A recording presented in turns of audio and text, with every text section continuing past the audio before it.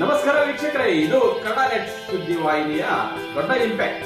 ಹೌದು, ಕೊಪ್ಪಳದ ಅಸ್ಮಿತೆ ಅಶೋಕ್ ಸರ್ಕಲ್ ನ ದುರಸ್ತಿ ಮಾಡಿಸುವಲ್ಲಿ ಕನ್ನಡ ನೆಟ್ ನ್ಯೂಸ್ ದೊಡ್ಡ ಇಂಪ್ಯಾಕ್ಟ್ ಅನ್ನು ನೀಡಿದೆ ಅಂತ ಹೇಳ್ಬೋದು. ಕಳೆದ ಕೆಲವು ತಿಂಗಳುಗಳಿಂದ ಕುಸಿದು ಬಿದ್ದಂತಹ ಅಶೋಕ ಸರ್ಕಲ್ ನ ಕಲ್ಲುಗಳನ್ನು ಮತ್ತೆ ರಿಪೇರಿ ಮಾಡಿ ಯಥಾ ಪ್ರಕಾರದಲ್ಲಿ ಜೋಡಿಸಲಾಗಿದೆ. ಹೌದು, ಅಶೋಕ ಸರ್ಕಲ್ ಕೇವಲ ಸರ್ಕಲ್ ಅಲ್ಲ, ಅಶೋಕ ಸ್ತಂಭ ವೀರ ಸ್ತಂಭ ಅಂತಾನೆ ಹೇಳ್ಬೋದು. ಇಂಥ ಸ್ತಂಭದ ಕುರಿತಾಗಿ ಕನ್ನಡ ನೆಟ್ ನ್ಯೂಸ್ ಸುದ್ದಿ ಮಾಡಿತ್ತು. ಕಳೆದ 3 ತಿಂಗಳ ಹಿಂದೆ ಕುಸಿದು ಬಿದ್ದಂತಹ ಕಲ್ಲುಗಳನ್ನು ದುರಸ್ತಿ ಮಾಡಿಸುವುದಕ್ಕಾಗಿ ಸಾರ್ವಜನಿಕರು ಪದೇ ಪದೇ ಆಗ್ರಹಿಸಿದ್ದರೂ ಸಹ ಯಾವುದೇ ರೀತಿಯ ಪರಿಣಾಮ ಆಗಿದ್ದಿರಲಿಲ್ಲ. ಕನ್ನಡ ನೆಟ್ ನ್ಯೂಸ್ ಇದರ ಬಗ್ಗೆ ವಿಸ್ತೃತವಾದ ವರದಿಯನ್ನು ಪ್ರಸಾರ ಮಾಡಿದ ಜಿಲ್ಲಾಧಿಕಾರಿಗಳು ಹಾಗೂ ನಗರಸಭೆ ಪೌರಾಯುಕ್ತರು ಇದಕ್ಕೆ ಪ್ರತಿಕ್ರಿಯಿಸಿ ಆಗಸ್ಟ್ 15ರ ಒಳಗೆ ಇದನ್ನು ದುರಸ್ತಿ ಮಾಡಿಸುವುದಾಗಿ ಹೇಳಿದರು. ಅವರು ಮಾತಿನಂತೆ ನಿನ್ನೆ ರಾತ್ರಿ ಈ ದುರಸ್ತಿ ಕಾರ್ಯ ನಡೆದಿದೆ. ಇದಕ್ಕಾಗಿ ಕನ್ನಡ ನೆಟ್ ನ್ಯೂಸ್ ಅಧಿಕಾರಿಗಳನ್ನು ಅಭಿನಂದಿಸುತ್ತಾರೆ.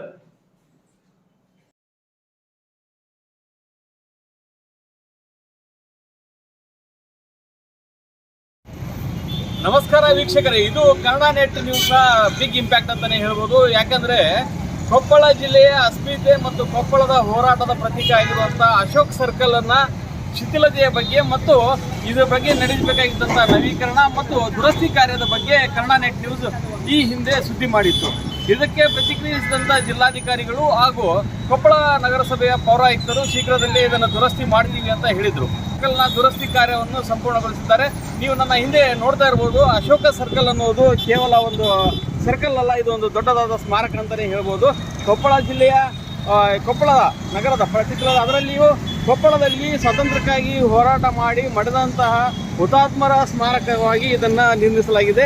ಇದರ ಮೊನ್ನೆ ಕನ್ನಡ ನೆಟ್ ಪ್ರಸಾರ ಮಾಡಿದಂಥ ಸುದ್ದಿಯ ಹಿನ್ನೆಲೆಯಲ್ಲಿ ನಿನ್ನೆ ಅಂದರೆ 13 ಆಗಸ್ಟ್ 2026ರಂದು ಜಿಲ್ಲಾಧಿಕಾರಿಗಳು ರಾತ್ರಿ 8 ಗಂಟೆ ಸುಮಾರಿಗೆ ಬಂದು ವೀಕ್ಷಣೆ ಮಾಡಿ ನಗರಸಭೆಯವರಿಗೆ ತರಾಟೆಗೆ ತೆಗೆದುಕೊಂಡು ತಕ್ಷಣ ದುರಸ್ತಿ ಮಾಡಲಿಕ್ಕೆ ಆದೇಶ ಕೊಟ್ಟರು.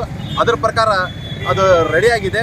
ಆದರೆ ಅದು ಇನ್ನೂ ಏನಪ್ಪ ಅಂದ್ರೆ ನಮ್ಗೆ ಆ ರಕ್ಷಣೆಗಾಗಿ ಅದನ್ನು ಈ ಹಿಂದೆ ಹಾಕಿದಂಥ ರೀತಿಯಲ್ಲಿ ರಕ್ಷಣೆಗಾಗಿ ಹಾಕೋಬೇಕು ತಕ್ಷಣಕ್ಕೆ.